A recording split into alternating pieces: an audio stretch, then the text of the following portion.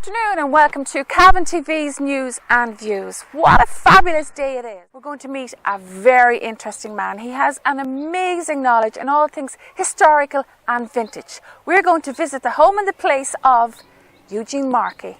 So tell me about Eugene Markey. Have you lived here all your life, Eugene? I've lived in the parish of Knockbride all my life. The first thing I notice is how neat everything is.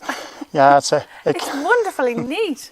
Some people maybe wouldn't always say that now, Áine, but look at it. It really is. So, Eugene, where did this history or this love of collecting things from the past start? It actually started, Áine, when I was 7 years of age. Hadn't great interest in sport, although my father, and particularly my father, was a very sporty man in his youth. But I would probably spent a lot of time with my grandmother. And she was a very aged lady. She passed away when she was 99. But she had played a huge part in the history of the parish here, and indeed her family. And a lot of the older generation, if I may use that term, indeed I'm one of them practically myself now, they would come to visit the old homestead at home. And I was far more interested in listening to the stories that they would relate. They were living the past times in everyday conversation and in the vernacular of the people as well, which I found fascinating. And so on one occasion there was an old lady came in and started talking about a house on the drumlin across the hill from where I was born and reared. And she didn't tell me, but she was talking to my grandmother about something over there. So I went over probably at the age, it was about little over 7. And I started, as to use a Cavan expression, rooting in a ditch. The house was long vacant, and I found a bottle.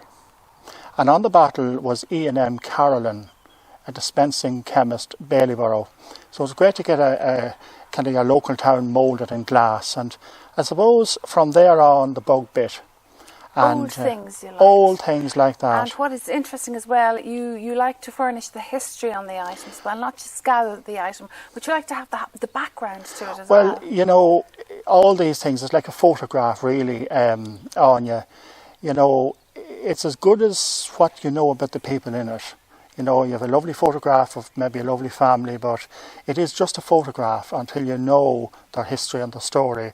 And it's the same with a bottle or the same with anything that's here. It's so important. It's not just the artefact, but it's actually the history and the story it can tell. And that's what fascinates me more than anything. Yeah. So you get these things, I don't know how you go find them, I'll ask you that in a second, but you restore them back to pretty good condition as well, don't you? If it's restorable, yes, you know, and in most cases they are. And I suppose over the years I've kind of maybe developed an element of experience at that. And I love to be able to present something to the different people who come here and say, well, this is it now, maybe as opposed to when it was found. And I find that when something is prepared and sympathetically restored, it'll tell a far better story. And also it's more tactile, people can handle it. You know, I find that's very important as well. So you go for everything, anything, newspapers, old buckets, pots, pans, anything. Practically everything from a needle to an anchor, to use the old adage. But to be quite honest, it doesn't matter how old. It doesn't really matter how old it is. I mean, the oldest piece I probably would have here would go back to probably the 12th century. Wow. And it was given to me here. And what's that? It's actually a carved figure, believe it or not. It was found up near Mulla. Like a toy car? It's actually a carved figure of it. It's a human figure, believe it or not. We can show that to you later on. Sure.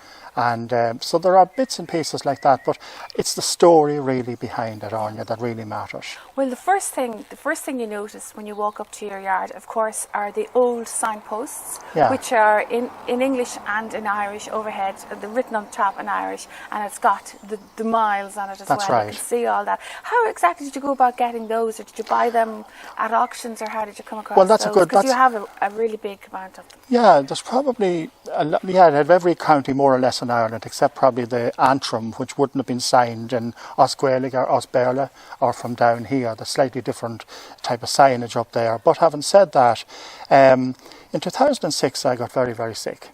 And I had 3 or 4 of these road signs that I would have bought at an auction in Cavan many long years ago. And when I came out of hospital, I kind of didn't know what to do with myself.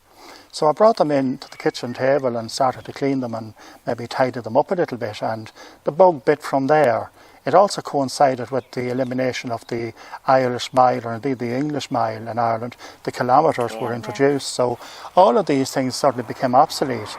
And a lot of them were going to pubs in America and all over the place, and I decided I'd start to write letters to people I knew in the vintage clubs throughout Ireland.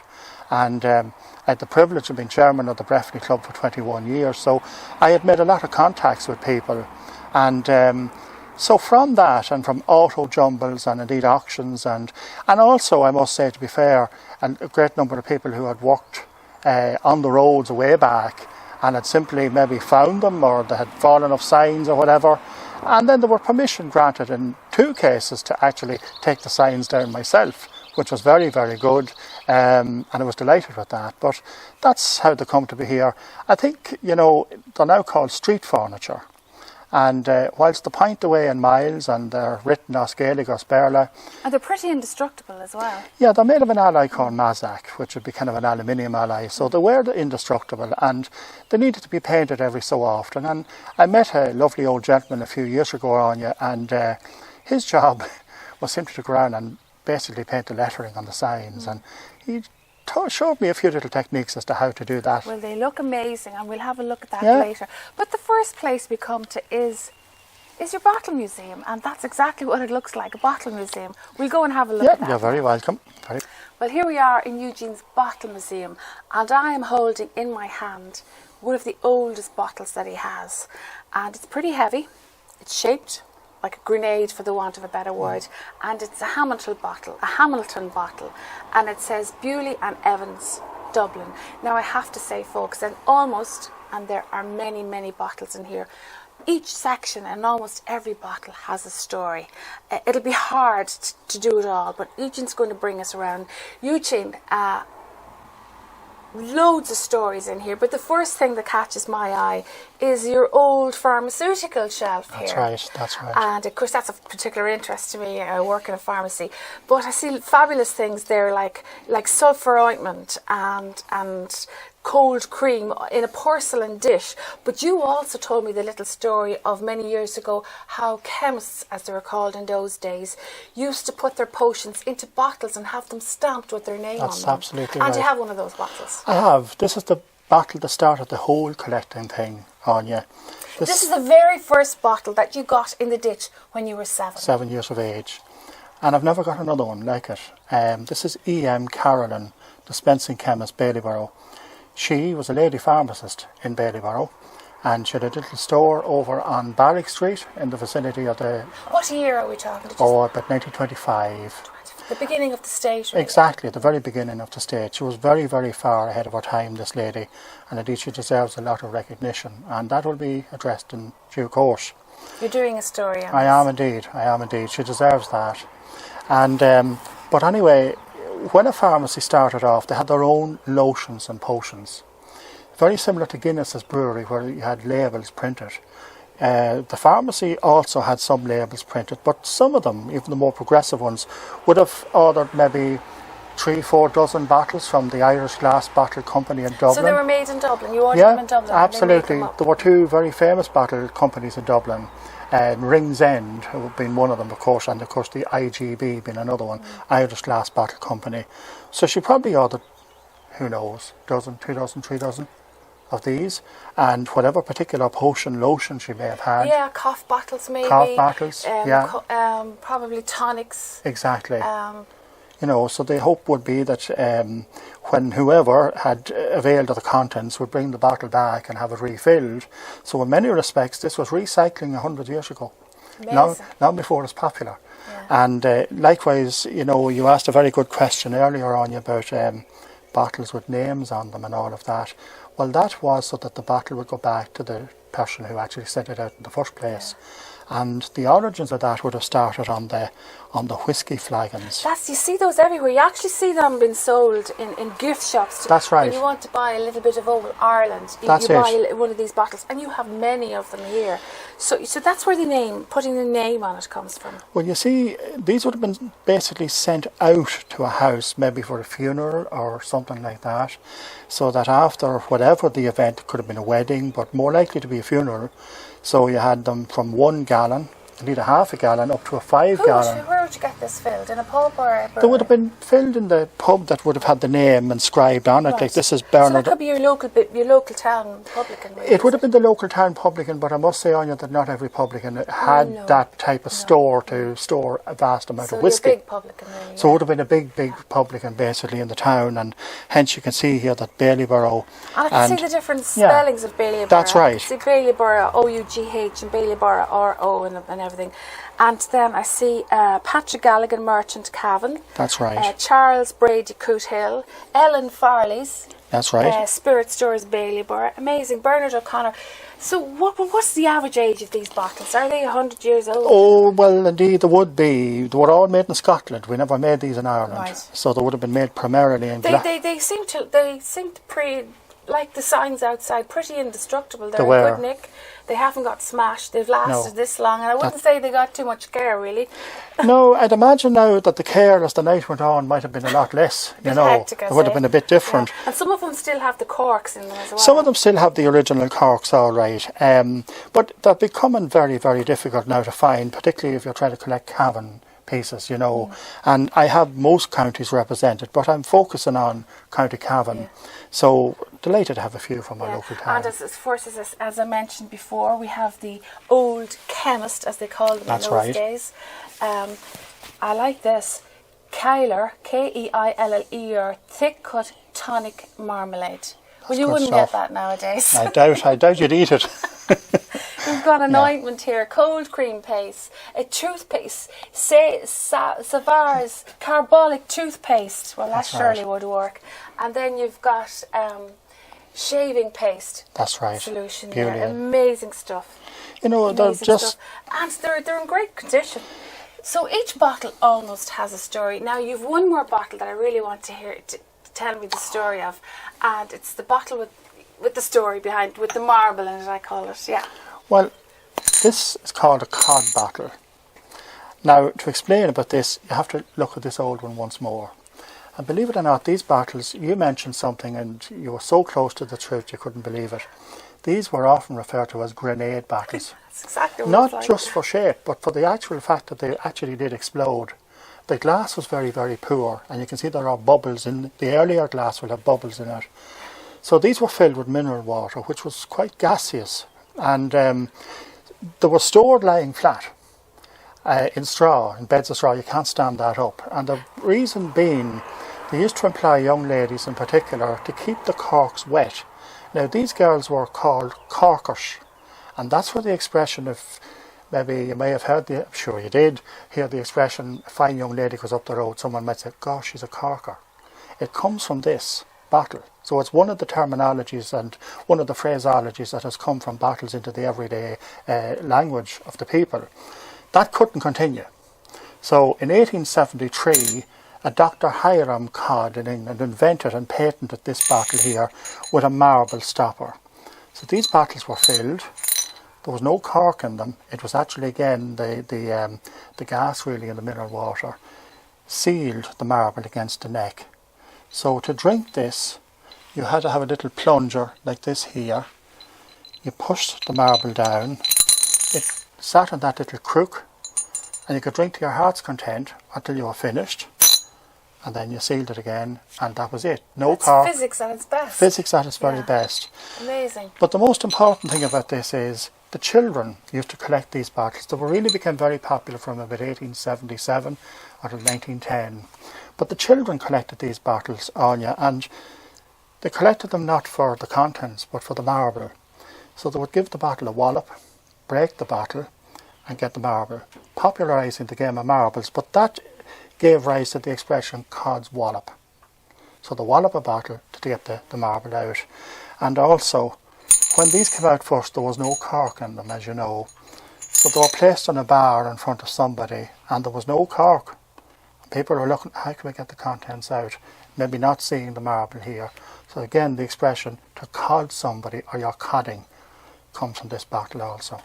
Wow. So they're a remarkable bottle. And that wouldn't go down well on a Saturday night, that bottle.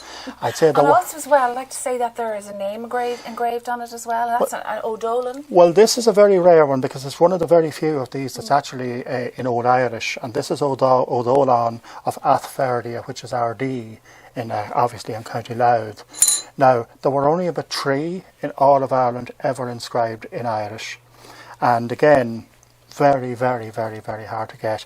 This bottle, I actually dug this up near the Dee River, from which RD takes its name.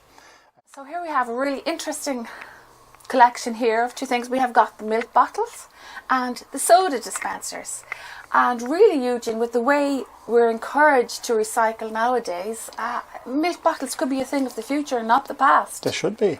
They should be, because they can be brought back, they can be refilled, and people had more due care for glass than they have for maybe the throwaway stuff that we're used to today. And we all remember those people who were maybe reared more or less in towns, the clink of the glass in the morning when the bottles were delivered, or indeed the clink of the bottle when they were left out to be collected again and refilled. So you have put, obviously you've put styrofoam into them, foam beads into them to give the illusion of milk bottles, which is very good. Now, again, you have many different names on them. They're all from many different places. Do you want to throw out some names there? Well, basically we have them now from every county in Ireland and from most of the bottling creameries. I suppose the ones in Cavan, as this is Cavan TV, would have been the Legoland dairies in Crosstony would have been a big one. Stradone Park Dairy, also in Stradone, who had a beautiful bottle with a blueprint on it. I have one of those inside. And then, of course, you had Ballyborough Co-op, but they never bottled their milk in Ballyborough. It was bottled in County Louth for use primarily in Dundalk and Drogheda and that area. Yeah. So there was also a very short-lived effort to have the Farnham Dairy in Cavan. Now they had a from Farnham Estate, was it? Correct, yes, indeed. And they had a small, little more of a cream jar than a glass bottle. And again, of course, the combination there is soda bottle. Now, not everybody had a soda dispenser in their day. That's right. Very posh. Well, very posh. Well, indeed, again, you know. Where were they got mostly in pubs, maybe, or they were houses? Again mostly in pubs, so you could carbonate your water, basically a little dash of whatever was in it. Again, they've got the names of the establishment on the bottles. That's right, and they're all acid etched. And the peculiar thing about it was almost the Art Deco inspired type of print or acid etching on each bottle. Yeah. Do they still work? Oh, they do, yeah. I mean, I have none of them filled, but certainly they do. Amazing. This one here, for example, is Smiths of Trim, and you can see a great acid etching image of the yellow steeple.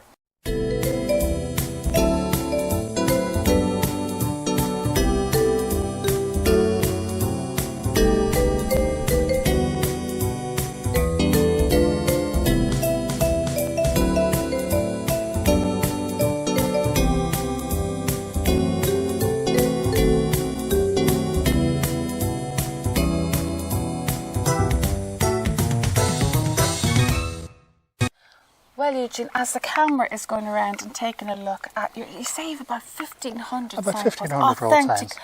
What were the made Irish, of again? basically Mazak. Mazak signposts, and they're in great condition. And you've restored some of them with paintings on them as well. Now, come here, can you tell us any really interesting ones that stand out for you? Well, across the board here, I suppose, you have every county in Ireland, as I say, bar Antrim, represented here. I love the signs obviously from County Wexford, because I have a great interest in the 1798 Rebellion and the United Irishmen and all of that. So they mean a lot. So yeah, down at the very bottom there would be a place called the Bala, which would be in South Wexford, which would have been a great battle site at that time. Yeah, the Bala. We can see it there. Yeah. And then, of course, you have some here from Cork, and up there, basically the second down, you have Crossbarry, which was the scene of... That's the amazing thing about the signpost. It doesn't give you an idea where it is. It just gives you the town name. Correct and right. You don't Absolutely. Get, from this, you don't get the county. No. So you have to really know you have to know your counties. Well, what I liken it, Áine, sometimes is it's basically the equivalent of a virtual tour of Ireland in your own yard. Yeah. And every town... And can I ask you a stupid question? No. They all have got like 1 mile, 6 miles, 1 1/4 mile. miles. Yes. They all have the distance on it. So they were placed at that distance outside of town. That's exactly right. So possibly at a crossroads, maybe. More than likely at a crossroad. Always at a junction, because I mean that's where you where either do stop. I go from here? Exactly. Yeah. You know. So. Although many's the junction you came to, and the signpost be switched the wrong way around. So that was a bit of an error. That was another issue, or maybe not there at all. No, I didn't take them. So if people get lost, if people get lost, anyway. But you know, you can see also some of the earlier ones, the very first of these type of signs with the harp on them, which would have been initiated. Oh, right, so they're the really old. There's Kilnalek and Granard. That's right. They call it Granard on RTE News. Yeah. Granard. Granard is right. Yes. So Granard, yeah. So they would have been the first of these. What's the T24 on the side of it? Well, the T24 would have been a trunk road number 24. So again, on your map, you would have basically been able to tell, well, this is how I get to Granard, or this is how I get from it. Right. So those things. There's a lot of information on the sign. Oh, I mean, so much. I mean, you can see here with Ballycastle and Belmullet, there's an L133, and what that is, that's a link or local road, more likely to be a local road. So those, basically those letters so they were clever signposts. Oh gosh, I mean, to be able to read a sign would get you to where you wanted to go, no problem at all. And I love looking at the distance. I love looking at the difference between the name in Irish and the name in English. And the name in English is nearly kind of the phonetic of the Irish. That's up. Very well said, Áine. Yeah, exactly. Or sometimes like on Toker, round wood, like that's the it. description of the area. That's it. It's very interesting for anybody who's into that. Well, I think an awful lot of these places maybe didn't always get it correct in a way, but having said, they didn't do a bad job. No, of it, really. look at Stoon.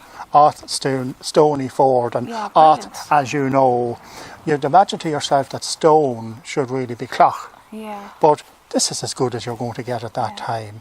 Amazing. Oh my goodness, look at all these Ford cars. You've got the Ford Anglia and the Ford Prefect, which I heard people talking about those years ago, but not with a cabriolet on it. And then the old Ford, what's that, a truck? That's the Ford Model A. A Ford Model A. Oh my God, they're beautiful. Let's come on, tell me all about them. No problem at all. Well, the oldest car, I suppose, would be this one here. This one with AZV, is that a Dublin registration? That's the vintage registration. When you brought a car in, basically you were allocated, each county was allocated a certain number of numbers, and Cavan being C, we got a low number, thank goodness. Some of the other had 6-digit numbers after the ZV, so it's a vintage registration really. The car itself is a 1929 Ford Model A. In working condition. In perfect working condition. Totally restored and totally sprayed. Restored, totally respayed, rebuilt and all of that. And roadworthy. And absolutely roadworthy. That is amazing. You go to vintage shows all around. I've been to every county in Ireland in that car. Amazing. And she's a big powerful car. It's a 24 horsepower engine. 11-gallon fuel tank sitting on your knee. So the fuel tank is up here in front of the windscreen. It's, as I say, 29, but has cable brakes. In other words, if I want to start braking at Canningstown, I have to think about it 2 miles before I get there. And it's beautiful. But it will sit all day at 45, 50 miles an hour.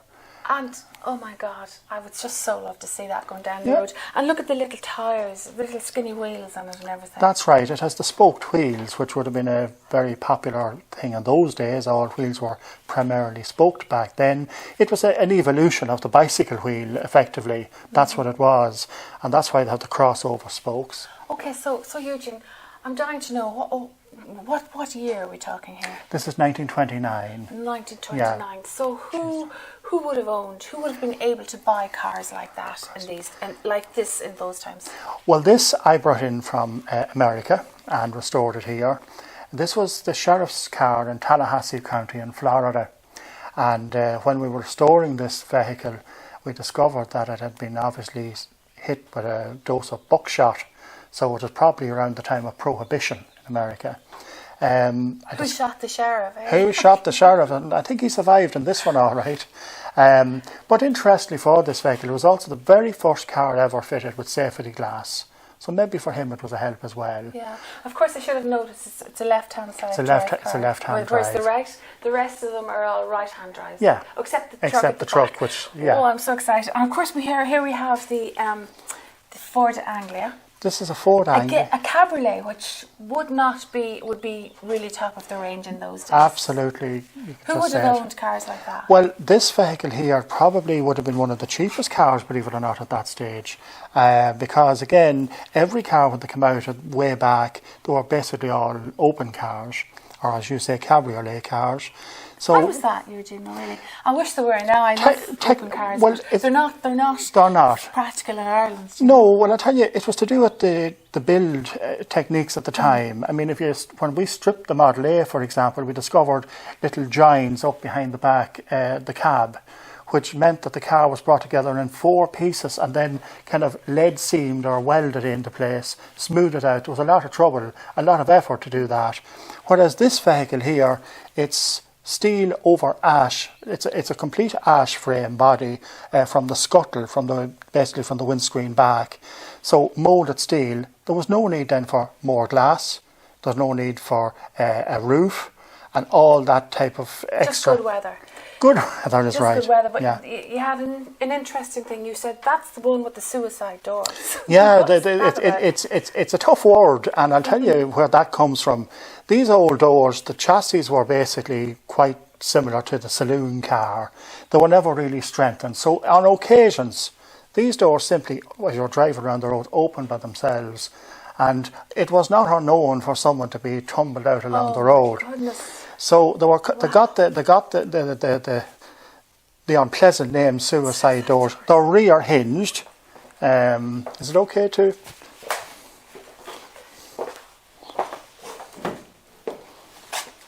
So that's it there.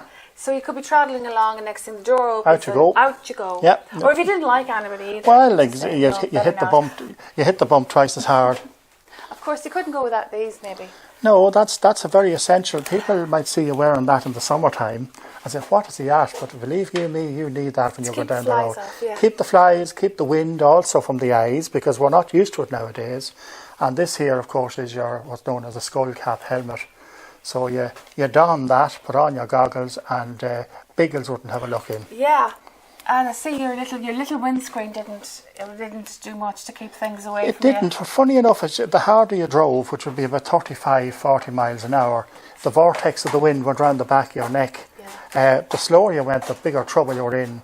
And believe it or not, even if it's lashing rain. I know, it blows overhead. Completely correct. I know that. That's right. I used to drive my car with the hood down in the rain. Gosh. You feel at home. You feel at home with this. So yeah. So you have a fantastic collection here, and needless to say, like everything else you had a big hand-acting part in having them restored, or in knowing how to get them restored and how to get them sprayed as well. Knowing how to get them restored, and also, which is very important, Áine, knowing the good people that will come to you. Like we have the Breffni Vintage Club, which was established in '91. So to make a long story short, within the club and good friends round about, you'll have the specialist interests and all of that to get the car on the road. So it's not a singular effort, it's an effort of many people, and that's what the club is good for. This that's the Ford. This is a very rare car, believe it or not. This is a Ford Prefect. Now you can see that it's I still 1938. I see you have your sign. That's right. There, yeah. That's right. Now this needs a little bit of I have it restored now, I suppose, 25 years. Like 2 little kitchen chairs at your table, really, isn't it? That's exactly. And they feel like that when you're going down the road. The whole thing feels. No safety belts. None. Now that is a good point also on you. Like these cars were very good point. These cars were not fitted with safety belts, or in some you cases. would have needed them with the car with the suicide door. You would have needed a good belt. Well, that's it. You could absolutely. You needed a good safety belt. And they weren't fitted with indicators. Also, right. So hand signals is what you got, and that's why the top of the doors. People think the top of the doors were cut away for style. They weren't. They were cut away because your arms were the indicators. So you really knew where you had to go. Exactly. Okay, so we'll go around and have a look at some of these other things here as well. And I'm amazed to see that your little flat back truck, I'm probably calling them all the wrong terms there, that you have got your cargo on it as well. Tell us about that. Well, to dress the vehicles, particularly trucks, and I do like commercial vehicles, I must say, because my grandfather had a shop and he had a Model A truck. But anyway, I decided when I got the plain bags that I would cut out a stencil and put the name on it just to add to give the authenticity of correct it. and right. Yeah, I mean, they brilliant. were used for carrying. It really looks good. And you enjoy bringing these around. Do you go to vintage shows? Absolutely. And hopefully that'll get up and going Well, soon. we're again. hopeful. We're very hopeful. We are indeed. And maybe you join us in one of our outings. I sure would. As a love to. passenger, I you'd sure be very would. welcome. And look at this is your Model T Ford. Is that what you call That's it? that's a Model A truck. That's Model A Ford, 1930, and that's you're probably familiar with this vehicle anyway. But that was one of the vehicles from the Walton series, and it was driven, I'm told, in about 4 or 5 episodes by none other than John by Walton himself. It came from California. Yeah, I see it's a left-hand drive. Yeah. Again, in perfect working condition. Seaworthy, roadworthy. Absolutely, and indeed sometimes seaworthy is a good thing because they weren't completely waterproof. You know, cars nowadays have rubbers and doors and windows and all that. These vehicles in many cases were steel on steel. If the water got in, so be it. So hence the floors were made of timber, so that every so often if you needed to, you could simply drain away or replace the floor if it got rotten. Amazing stuff. Amazing stuff. Now, apart from having your wonderful trucks and cars, I see some motorbikes. And also as well, you have this most fascinating, again, you have got the signage all around. And this is part of your 1500 collection of signs. But as well, those little, well, I think they're toys, but they're not. Those little vehicles up there on top. Believe it or not, they're Kentucky bourbon whiskey bottles. And they are full, well, they're not full now, but they would have held whiskey at one stage, and in the form of a motor car. I love the one there, the emergency ambulance one. That's exactly right. You know, they really were very, very well made and really are. stylistically correct as well to go with the Ford Model A. And the reason they were Model A Fords was this car was such an improvement on the Model T when it came out. It was nicknamed Henry's Lady. And so when Kentucky bourbon... That's one, the lady in red. The lady, very good. So that's what those are. They're basically whiskey bottles in the form of a motor car. Okay, so Eugene, can I ask you a very upfront personal question now at this stage? Yeah. To have a collection of this magnitude, of this authenticity, I'm possibly using all the wrong words here, but it's just absolutely amazing. And you say you imported some of these cars, this is an expensive hobby. It can be. Well, I suppose really, to be honest with you, I never drank, I never smoked in my life, and always collecting and just the love of it really, and of course a lot of family in America who would let you know if something was coming up also. Even down to those little whiskey bottles, car models. Are they expensive in general? Oh, I can absolutely tell you. I mean, most of those, to be quite honest, would have been bought on eBay. And there was no, to be truthful about it, Áine, there's no trouble in buying them. You're talking probably in some cases maybe as low as $60, $75, $80. But it's the postage that kind of kills you. You know, that's the big problem. It's not just the price of it, it's the quantity. You have a lot of them as well. Now, having said that, and you say you buy your... You of course know what you're dealing with, and you know a good price when you get one. But your museum, it's worth a lot of money at this stage. Well, my attitude to it really is, you know, for me anyway, I never ever looked upon it truthfully as from the money point of view, because if I could afford to have something, I had it, and if I couldn't or didn't have the money for it, I simply didn't have it. And there'll be a lot of saving and a lot of scrimping going on if I set my mind on something, not just to get the vehicle home, but most cars, every car that I ever bought needed work. I never ever bought one that was restored. In a way, that's a kind of a false economy, and I suppose now when you go on a little bit, get a little bit older, you'd say to yourself, I'll buy the best car I can at the beginning. And maybe it is a cheaper route to go, even though it may initially be more expensive. But the problem nowadays would be the sourcing of parts, getting parts in from America in particular, or from England. Certainly, we're probably one of the victims in a way of the recent Brexit situation, that we don't know yet how or what way it'll apply to parts for vintage vehicles. But basically, the knowledge to keep running or keep going what you have, they rarely ever smash or break something. Something might get stuck, or something may just an electrical issue or a petrol issue. And if you have a fair working idea or very good friends, you will get back on the road.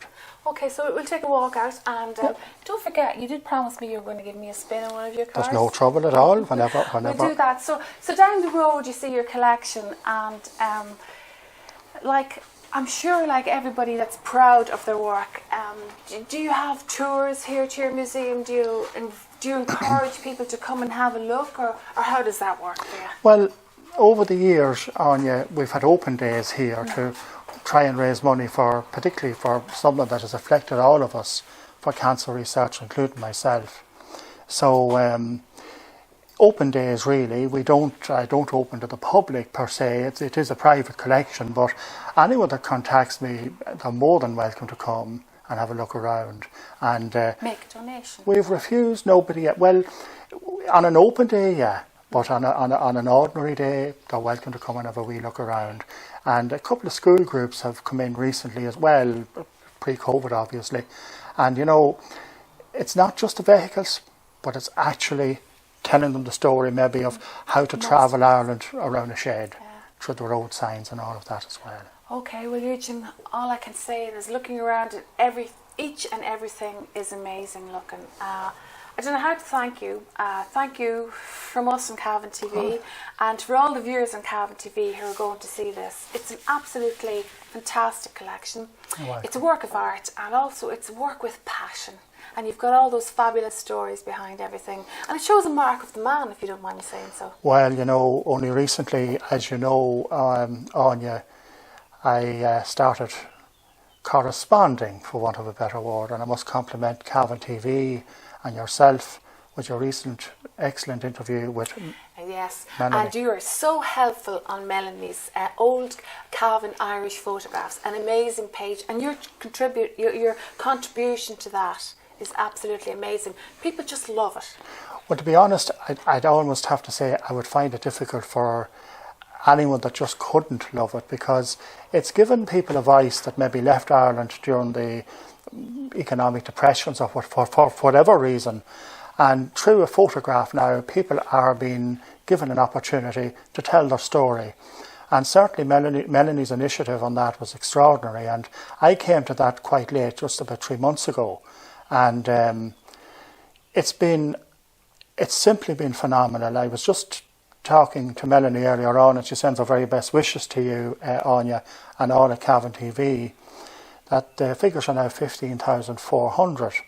So it's an average that there's about 500 new people a week coming onto the site. And what's happening now, I suppose, is the photographs initially would have come on, and now these photographs may be reappearing again, but with a story attached. And the Cavan diaspora is vast. It's absolutely vast. You know, I was just recently listening to some statistics there that the population of Cavan is now in close to 80,000, and you know, it was 264,000 or something back in 1841, and a lot of those people continued to in some cases do very well, and maybe some cases vanished forever, but their descendants want to know where they came from in Cavan. And certainly Cavan Old Irish Photos is certainly doing a great job on that. As they say, there's every picture tells a story, and that's exactly what Melanie's page does. Cavan Old Irish Photographs. It connects people, and people love to hear the stories. And the same with your pieces here in the museum. Each and every item tells a story. Eugene, our visit here today was fascinating. You're welcome. Interesting to say the least, but fascinating. And once again, I'd like to thank you for bringing us around. And I'm sure, once again, the diaspora and all the young people out there would be fascinated to have a look around your museum. Very welcome.